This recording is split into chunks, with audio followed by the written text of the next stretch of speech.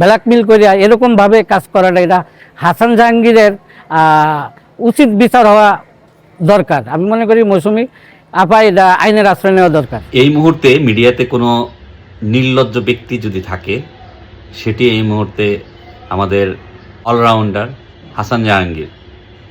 তো মৌসুমীর সাথে ইনসিডেন্ট হওয়ার পর থেকে হাসান জাহাঙ্গীর সম্বন্ধে বিভিন্ন খোঁজ খবর নিয়ে যা দেখলাম, উনি আসলে একটু বাটপার টাইপের লোক আর কি।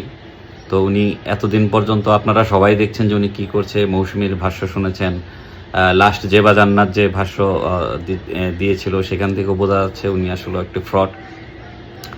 উনি যেভাবে আসলে মুভিটি রিলিজ করতে যাচ্ছে, কন্ট্যাক্ট ম্যারেজ, সামনে বোধহয় 15 তারিখে ওনার মুভি রিলিজ ডেট দেওয়া হয়েছে।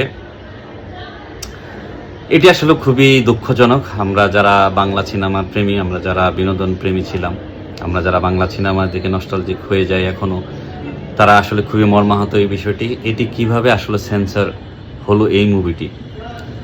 আমি অলরেডি ট্রেলার দেখেছি এবং কিছু ক্লিপ দেখেছি, যেটি আসলে নাটকের পর্যায়ে পড়ে না। এটি সিনেমা হলে কিভাবে রিলিজ হয়, কারা আসলে সেন্সর বোর্ডে বসেন, খুব জানতে ইচ্ছে করে।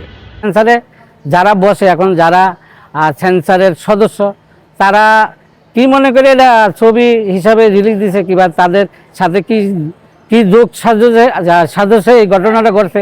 হয়তো ওইখানে কিছু মোটা অঙ্কের টাকা পয়সা দিয়েছে, যার জন্য এই ছবিটা টেলিফিল্মটা সেন্সার হয়েছে আর কি, এরকম আমার ধারণা। যেটা এটা তারা সিনেমা সম্বন্ধে আসলে কিছু জানেন বা বুঝেন।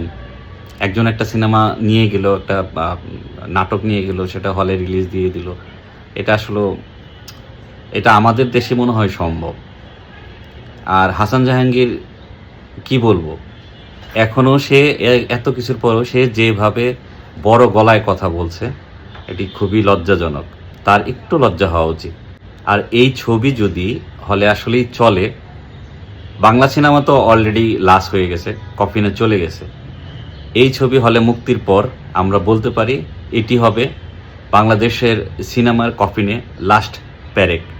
বাংলাদেশের সিনেমা যে কবরে চলে যাচ্ছে, এখান থেকে আর বাঁচানোর কোনো ওয়ে থাকবে না।